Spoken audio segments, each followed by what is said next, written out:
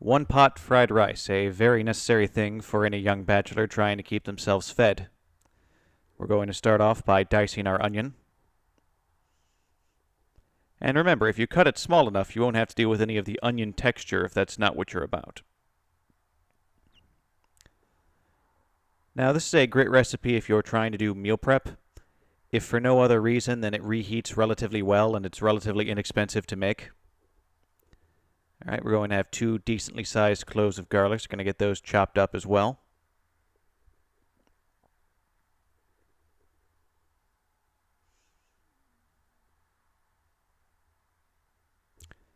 Excellent. Now, we're also going to need 2 eggs, our soy sauce.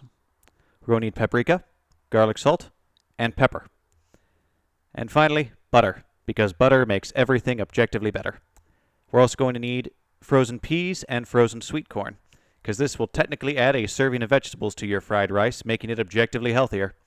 So, we have our donut of already cooked rice. We wait for it to get hot, and we take about 2 tablespoons of butter and we start to melt that into the cavity we've created.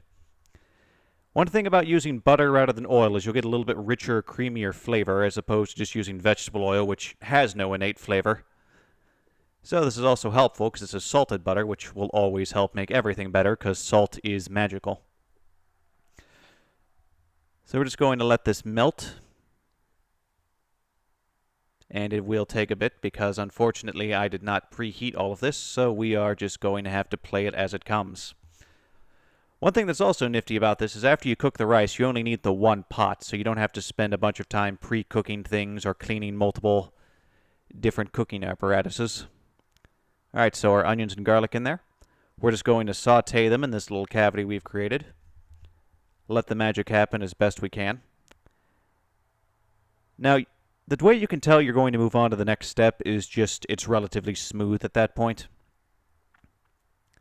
It's like you can bite into it and there's not a particularly profound crunch. Yeah, there's a reason why I sped this up to 3 times. If for no other reason, this is a very, very hands-on process in the fact that it feels like it takes longer than it does.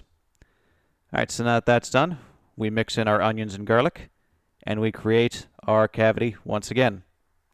We're going to melt the other 3 tablespoons of our butter.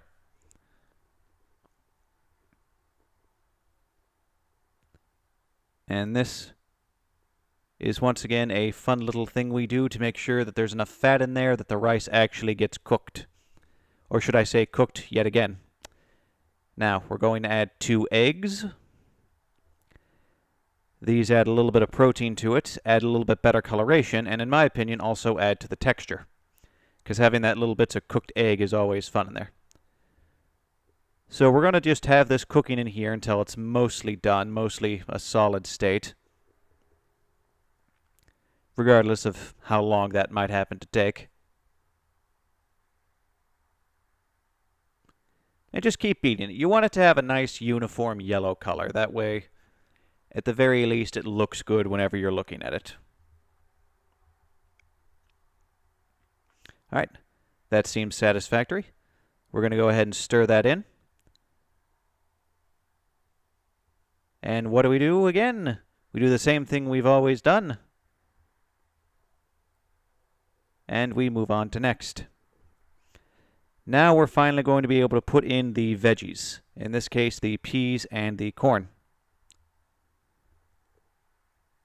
I'd give it one more good stir. Okay, we're on the right track. Tastes decent enough.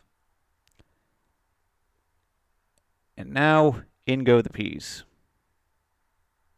Get in there.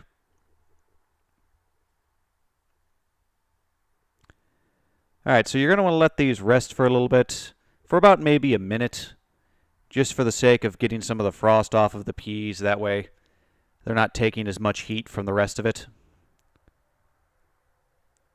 And when that's done, you're going to want to stir those in, and then we'll move on to the corn. The fun thing about frozen peas and corn is you can get both of them for less than $2, so it's a very cheap way to get at least a little bit of veggies into your life, regardless of whether or not you want to. All right, We make our hole again. And sweet corn time. Now we're going to give this the same treatment as the peas, where we let the lid sit on there for a little bit just to make sure the frost gets off of everything. Like, you could thaw them beforehand, but it doesn't make that big of a difference. Just maybe 2 or 3 different minutes of cooking time.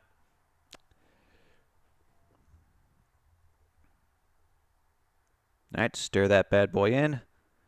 We got some good steam coming up. Alright, now you'll notice this isn't the color of the fried rice you'd normally get.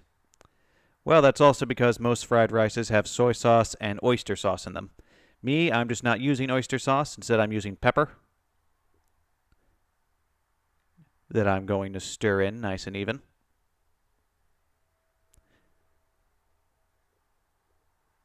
Then we're going to use garlic salt. Stir that in nice and even once again. Now, a lot of fried rices use oyster sauce. I'm personally just not a fan of shellfish, so that's just not something I really do. Then we add paprika. This will give it a little bit more coloration.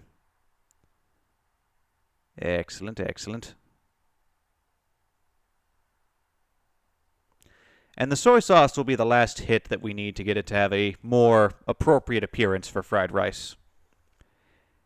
Now remember, this is a big recipe. This is going to be what you're eating off of for a while.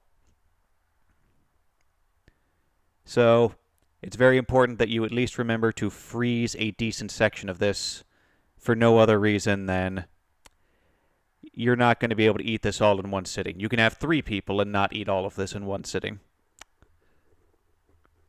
Excellent, excellent.